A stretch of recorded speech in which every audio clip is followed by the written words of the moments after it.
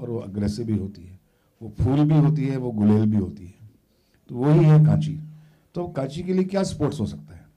एक साइकिल, एक आम आदमी का साइकिल, और वो साइकिल में जो जीतती है रेस, और उसके सामने जो फॉल, साइकिल रेस के टाइम पे जो उससे फॉल प्ले करने की कोशिश करता है और उसकी जो पिटाई करती है, वो है कांची। साइकिल रेस जीतना उसके लिए इंपॉर्टेंट नहीं था, उसके लिए था कि राइटफुली साइकिल जीती जाए, और ये उसका कैरेक्टर पहली रील में हम लोग इस्टेब्लिश करते हैं। इसीलिए वो बताया जाता है कांची रे कांची, कांची रे कांची। क्या बात है। ऐसी बहुत सारी फिल्में बनी हैं, नया दौर जिसमें रेसिंग दिखाई गई, जो जीता वही सिकंदर, ऐसी। तो इसमें पूरी फिल्म की ओवरऑल स्टोरी क्या है, वन लाइनर क्या है? ये फिल्म साइकिल के रेस की नहीं है, ये फिल्म ये फिल्म कांची की जिंदगी की सबसे अपने एक इस्टेब्लिशमेंट के साथ और बड़ी बड़ी पावर के साथ लड़ने की कहानी है कि किस तरह से कि जो लोग सप्रेस हैं, आज इतना गुस्सा लेके यूथ बैठा हुआ है, इतने प्रॉब्लम्स, इतने फियर लेके बैठा हुआ है, तो वो यही कहना चाहती है कि आप डर के मत रहो, fear no evil, do what is right, fight for the right.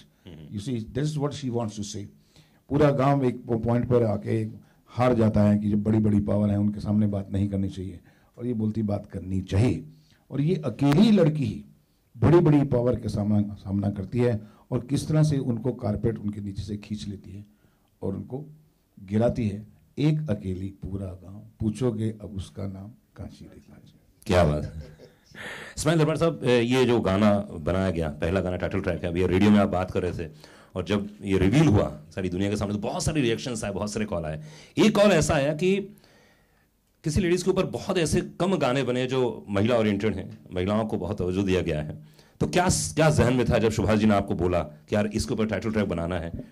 क्या बोलना चाहेंगे? देखिए, सबसे ज़्यादा तो पहले मेरे जहन में ये आया कि इस्माइल दरबार, तुम 8 साल के बाद फिल्म कर रहे हो। जी जी जी। और अगेन आपको सुभाष जी ने वो इज्जत दी है, तो आप बिल्कुल उस कांची के कैलिबर का म्यूज़िक आपको देना होगा, जिस तरह इस कहानी का किरदार है कि कैसे वो बड़े बड़े लोगों से भिड़ जाती है। जी जी। उसी तरह इस्माइल दरबार तुमको भी अब बहुत लोगों से भिड़ना है। तो बस वो एक एनर्जी थी, वो एक आग थी जो इतने दिनों से अंदर बसी हुई थी, उसको बस बाहर। तो फिर ये कैसे कांचा बन गए कांची? और आपसे भी बहुत भिड़े हैं, मैंने सुना म्यूजिक के समय बहुत भिड़ंत हुई है आपकी दोनों की। नहीं, बहुत, क्योंकि इस्माइल जी जो है मुझे मेरे हिसाब से हिंदुस्तान के बहुत गुणी म्यूजिक डायरेक्टर्स में से हैं। चाहे वो 8 साल नहीं काम किया या हर साल काम किया, वो फर्क नहीं पड़ता है। फर्क क्या पड़ता है कि गुण कौन है।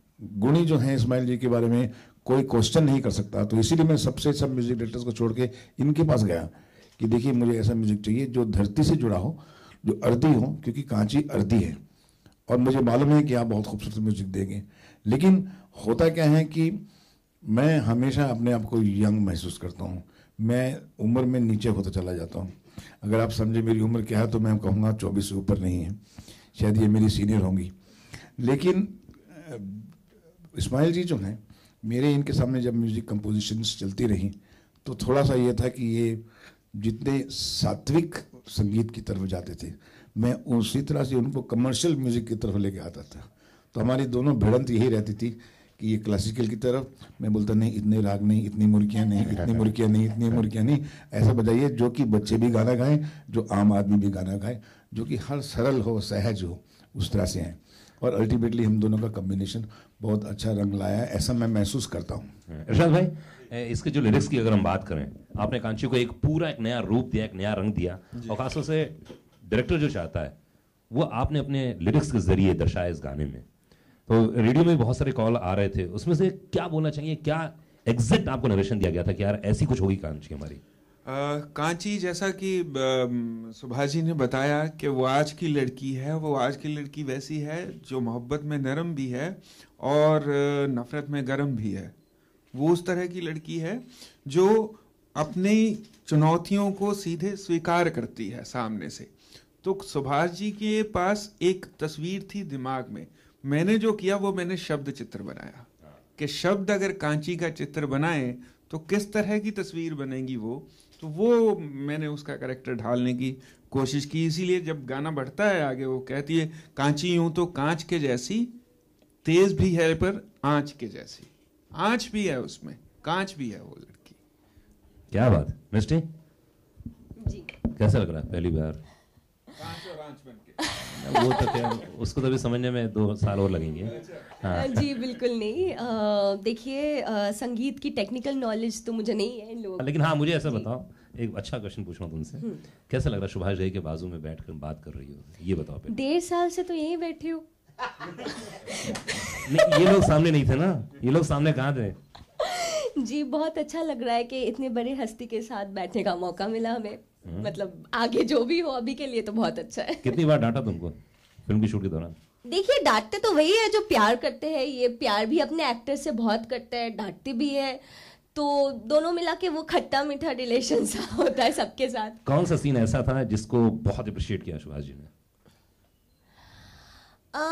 बहुत सारे सीन्स इन्होंने अप्रिशिएट किए। एक्चुअली जब हम लोग शूटिंग कर रहे थे तब हमको एक्चुअली वो समझ में नहीं आता है कि कौन सा सीन ऐसा था जिसको बहुत अप्रिशिएट किया सुभाष जी ने? बहुत सारे सीन्स इन्होंने अप्रिशिएट किए। एक्चुअली जब हम लोग शूटिंग कर रहे थे तब हमको एक्चुअली वो समझ में नहीं आता है कि अप्रिसिएशन भी क्यों कर रहे हैं, डांट भी क्यों रहे हैं, क्योंकि एज सच हम न्यू कमर्स है।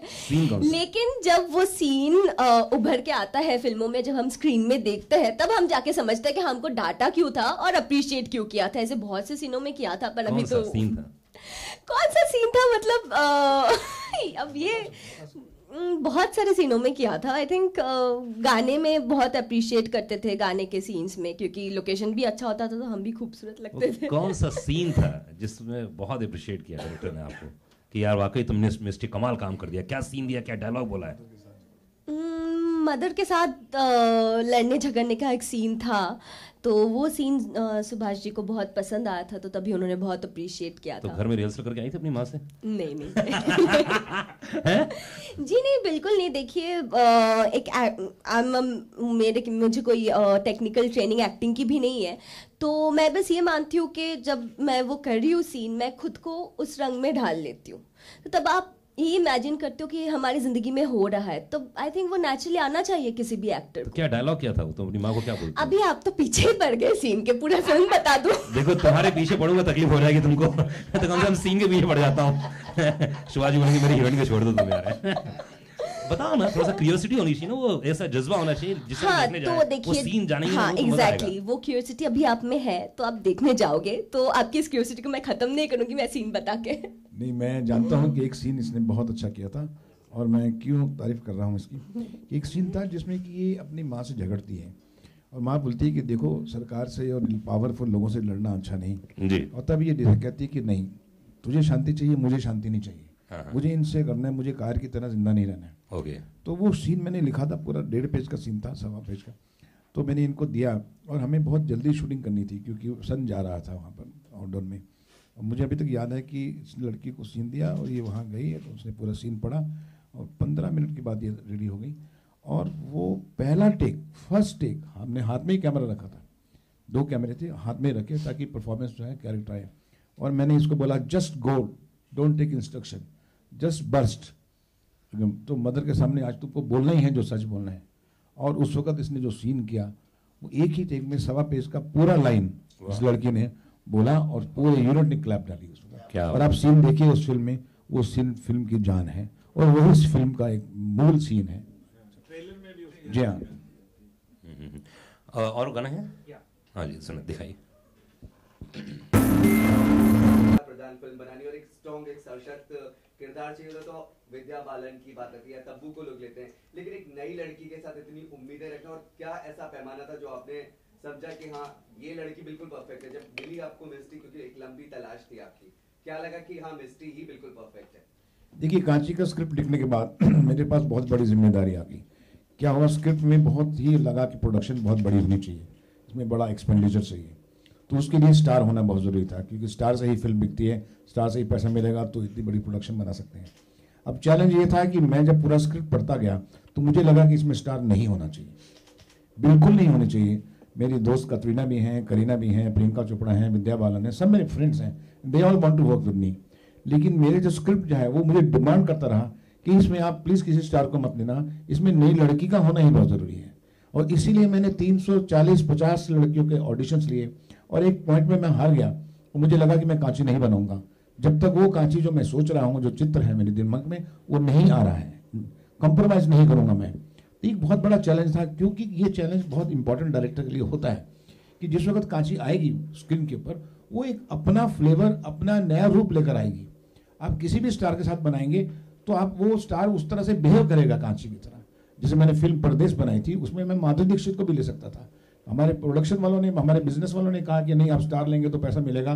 जैसे कांची में भी कहा, मुझे बहुत फोर्स किया मेरी कंपनी ने कि आप इसमें स्टार लीजिए, अदरवाइज ये पिक्चर के लिए हमको बहुत भारी पड़ जाएगा, यू प्ले सेफ। मैं बोला मेरी सेफ्टी यही है कि मैं अच्छी पिक्चर बनाऊँ, मेरे को पैसा नहीं चाहिए। और इसलिए परदेश में अगर आप देखिए माधुरी होती तो कैसी लगती, मैंने उस वक्त नई लड़की ली ना। तो आज भी मैं दावे से बोलता हूँ कि अगर आप जब पिक्चर देखेंगे तो आप खुद ही बोलेंगे कि कोई भी स्टार इसमें फिट नहीं हो सकता था, सिर्फ मिस्टी ही फिट होती। मिस्टी, आपकी अगर बात की जाए जैसे कि वो फिल्में बनाते हैं, सुभाष जी की जिस तरह की फिल्में होती हैं, आपको जब ये ऑफर आया कि उनसे मिलना है तो आपका पहला रिएक्शन क्या था कि सुभाष जी के पास जाना? और मिस्टी की क्योंकि तलाश आपको भी पता होगा, कई बार जब हम भी सुभाष जी से मिलते तो वो हमें भी पूछ लेते थे भाई मिस्टी ढूंढ दो। तो आपको क्या लगा था कि जब आप मिल रहे थे कि भाई कैसे मिलेंगे, कैसे ऑडिशन देंगे, मतलब कुछ डर था मन में आपके? जी देखिए, डर तो नहीं था, लेकिन जब कांची की बात उठ के आई मेरे सामने तो मैंने इसका जो टीज़र आप लोगों ने देखा होगा, जो पहले रिलीज़ किया था, वो मैंने देखा। तो उसमें जो संगीत था और जैसे जैसे वो कैरेक्टराइजेशन जैसे इन्होंने बोला हुआ था, कहीं ना कहीं मुझे भी अंदर से लग रहा था कि मैं शायद लाइक इसमें फिट हो जाऊँ। तो एक कॉन्फिडेंस थी। फिर जब हम इनसे मिले तो सब होता गया जैसे किस्मत ने चाहा। मिस्टी, आपका रियल लाइफ का कैरेक्टर मिलता है कांची से? देखिए, कांची और मेरे में ये फ़र्क है कि हम दोनों का बैकड्रॉप जो बैकग्राउंड है वो अलग है। She comes from the rural area, I belong to the urban society. But I think Kanchi एक आम लड़की है और हर आम लड़की का कहीं ना कहीं उसके साथ ताल्लुक है। तो कोई है जो एक्सप्रेस कर पाते हैं, जैसे कांची ने एक्सप्रेस किया है, शी फॉट बैक, और कोई है जो नहीं कर पाते हैं। तो कांची एक इंस्पिरेशनल स्टोरी है जो हर आम लड़की को या आम यूथ को इंस्पायर करे कि जो उनके दिल में है वो दिल में ना रखे, उभर के आए उनके दिल से और वो अपने लिए और अपने सोसाइटी के लिए कुछ करे। तो आई थिंक कांची से हर कोई कहीं ना कहीं रिलेट कर पाएगा। उत्तराखंड से कोई आपका रिश्ता, क्योंकि उत्तराखंड की ये लड़की है तो वाकई में आपको कुछ रिसर्च करना पड़ा कि भाई पहाड़ की लड़कियां ऐसी होती है, और कुछ एक कनेक्शन था जो आपको महसूस हुआ? वो जिम्मेदारी हम लोगों की होती है। जी बिल्कुल, रिसर्च तो एसजी ने किया, लेकिन आई थिंक जब हम वहाँ पे गए एज कांची नॉट एज मिष्टी, तो रिश्ता अपने आप बन गया। खूबसूरत वादियाँ थी, खूबसूरत कांची थी, तो रिश्ता अपने आप बन गया। अच्छी वैन थी, फर्स्ट क्लास अच्छा फूड था, अच्छा होटल रहने को था, अच्छा डायरेक्टर था, अच्छे म्यूजिक था।